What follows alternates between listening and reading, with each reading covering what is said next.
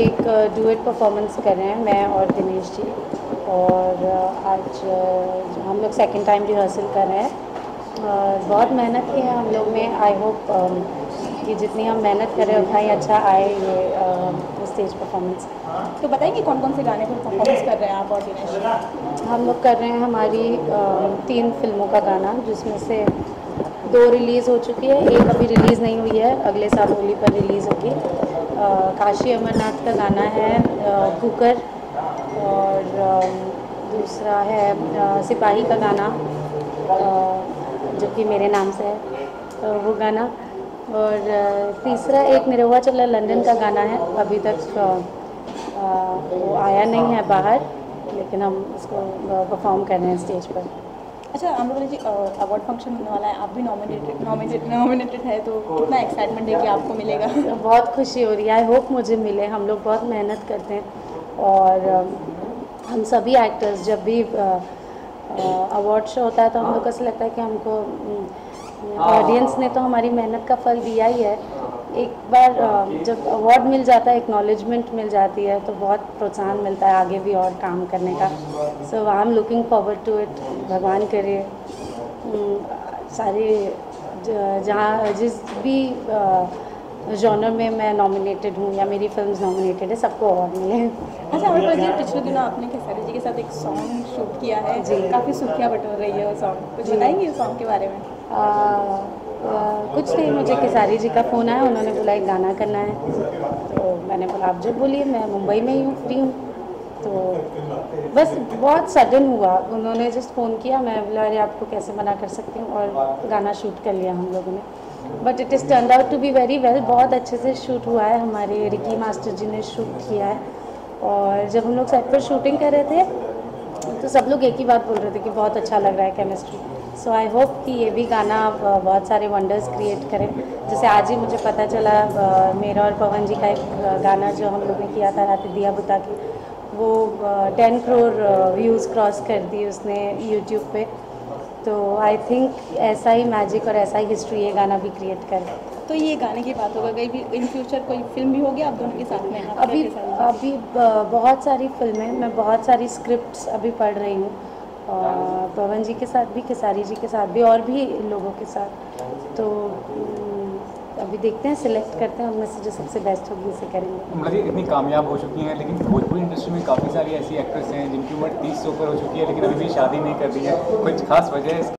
I think शादी का उम्र से कोई लेना देना नहीं होता है, जिसको जब शादी करनी होती है वो तब करता है। आई थिंक सही इंसान शादी करने के लिए मिलना ज़रूरी है। सो वो आपको 30 की उम्र में मिले या 90 की उम्र में मिले, उसी समय आपको शादी कर लेनी चाहिए। तो इंडस्ट्री में तो काफ़ी सारे लोग हैं जो मतलब काफ़ी राइटर्स हो गए या प्रोड्यूसर्स हैं या फिर एक्टर्स हैं, कोई ऐसा? सर वो ये अपनी पसंद का होना चाहिए ना, है तो करोड़ लोग, अभी बाहर निकलेंगे तो 75 आदमी मिलेंगे, सबसे थोड़ी शादी कर सकते। कोई पसंद का मिलना चाहिए जिसके साथ जीवन बिता सके आदमी। ऐसा कोई कनेक्ट किसी के साथ होना चाहिए, तब ना शादी करेंगे। जब डायरेक्टर प्रोड्यूसर है तो शादी करनी है। चलिए, थैंक यू सो मच। कोई अवार्ड हो रहा है, उसकी जो तैयारी कर रहे हैं, कितने उत्साहित हैं उस अवार्ड को लेकर? बहुत ही उत्साहित हैं, क्योंकि हर साल हम लोग पार्टिसिपेट करते हैं, और ये हमारी इंडस्ट्री से जुड़ा हुआ पहला अवार्ड है जो शुरुआत हुई थी। लगभग इस बार 12वां साल है। 12 साल से ये विनोद गुप्ता जी इसको कर रहे हैं, तो हर साल हम लोग इसमें बढ़ चढ़ के भाग लेते हैं, और हम लोग चाहते हैं कि ये और आगे तक चलता रहे और आगे बढ़ता रहे, तो इसलिए हम हमेशा इसमें भागीदारी रखते हैं। और खुद कितने कुशल हैं, मतलब जब आपको बात आती है नाचने गाने की, तो कितना कंफर्टेबल फील करते हैं? मुझे बहुत अच्छा लगता है, क्योंकि ये तो मेरा काम ही है, एक एक्टर हूँ, तो एक्टिंग करना, नाचना, फाइट करना, ये सब मेरा लगभग रोज़मर्रा का काम हो गया है, मेरी दिनचर्या हो गई है। तो जब भी ऐसा मौका मिलता है तो एक फ़ायदा ये होता है कि ऐसे समय पे पूरी इंडस्ट्री एक साथ जुटती है।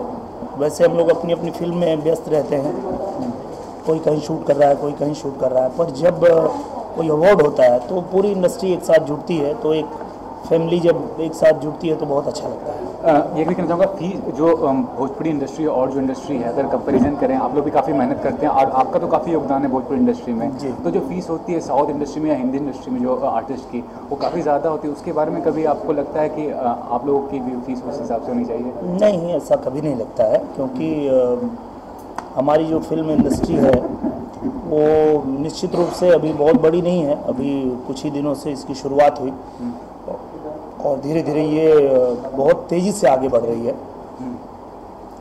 तो मुझे लगता है कि जब समय आएगा तो ये बहुत बड़ी बन जाएगी और हम लोग भी बहुत बड़े बन जाएंगे, क्योंकि अभी भी मुझे लगता है कि जितने भोजपुरी भाषी हैं जो भोजपुरी भाषा को समझते हैं, बोलते हैं, अभी मुझे नहीं लगता कि 10% लोग भी देखते होंगे भोजपुरी सिनेमा।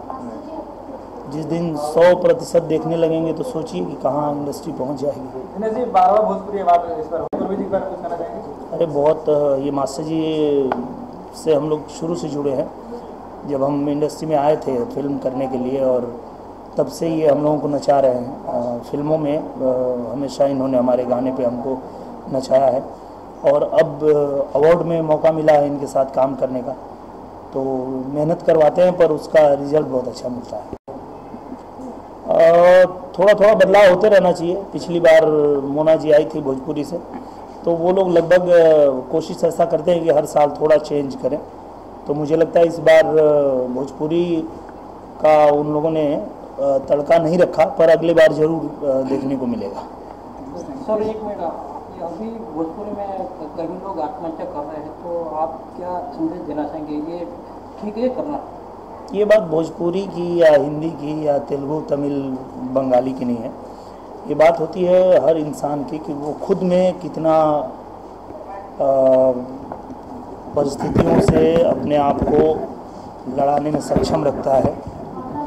क्योंकि जब आप बहुत कुछ बड़ा करना चाहते हैं, आप जीवन में ऐसा कुछ करना चाहते हैं कि आपको नाम मिले, शोहरत मिले, पैसा मिले, तो बड़ा काम करने के लिए जोखिम भी बहुत बड़ा होता है और उस जोखिम को उठाने के लिए जिगरा भी बहुत बड़ा चाहिए। कभी ऐसा होता है कि हम लोग बहुत बड़े स्टार हैं, हमको कहा जाता है कि सुपर स्टार है, जुबली स्टार है, पर कभी कभी ऐसा भी आता है कि हमारे घर की बिजली कट जाती है, हम बिल नहीं भर पाते हैं, ऐसा भी आता है। तो उस समय को भी झेलने की क्षमता होनी चाहिए इंसान में, वो किसी भी इंडस्ट्री का हो। कभी आपके खाते में करोड़ों हो सकते हैं, कभी आपके खाते में कौड़ी भी नहीं हो सकती है। तो बात सिर्फ भोजपुरी की नहीं है, मेरा कहने का मतलब ये है कि आप कहीं भी हैं, किसी भी फील्ड में हैं, आपको सबसे पहले तो ये ज्ञात होना चाहिए कि ये जो जीवन है ये भगवान का दिया हुआ बहुत बड़ा वरदान है और इससे ख़त्म करने का आपको हक ही नहीं है, आपको ख़त्म नहीं करना चाहिए। अगर भगवान ने जीवन दिया है तो इसको ख़त्म भी वही करेंगे, उनको जब ख़त्म करना होगा वो कर देंगे। पर ऐसी कोई भी घटना होती है तो दुख होता है और मुझे भी बहुत दुख है कि ऐसी घटना हुई है, बहुत ज़्यादा दुख है। क्योंकि एक फिल्म मैंने भी किया था उनके साथ में बहुत पहले 2006 में, उसमें वो असिस्टेंट कैमरामैन थे और बहुत हंसमुख थे, बहुत अच्छे इंसान थे, पर किस परिस्थिति में उन्होंने ऐसा कदम उठाया वो हम तो नहीं जानते, पर ऐसी कोई बात होगी तभी उन्होंने अपने आप को उस मुकाम पे ले जाकर खड़ा किया होगा। विनोद गुप्ता जी एक बहुत ही जुझारू व्यक्ति हैं, बहुत ही शानदार व्यक्ति हैं, जिन्होंने 12 साल पहले जो अवार्ड शुरू किया था, लाख परिस्थितियां डवाडोल हुई, बहुत सारे उतार चढ़ाव आए, लेकिन उन्होंने उसको लगातार जारी रखा और हम सब उनके साथ हैं और हम यही चाहते हैं कि ऐसे ही वो लगातार इसको करते रहें और हम सब उनके साथ हैं। तैयारी चल रही है, अभी मैं मैच खेल के ही आ रहा हूँ, अभी भी ये सब लगा ही हुआ है, सनस्क्रीन सब लगा के हम लोग खेल ही रहे थे। तो वहाँ जैसे मैच ख़त्म हुआ फिर हम लोग यहाँ रिहर्सल के लिए आ गए। तैयारी अच्छी चल रही है, टीम बहुत फॉर्म में है और बॉम्बे तो पूरी तैयारी चल रही है और उम्मीद करते हैं कि इस बार कुछ बड़ा धमाका करेंगे।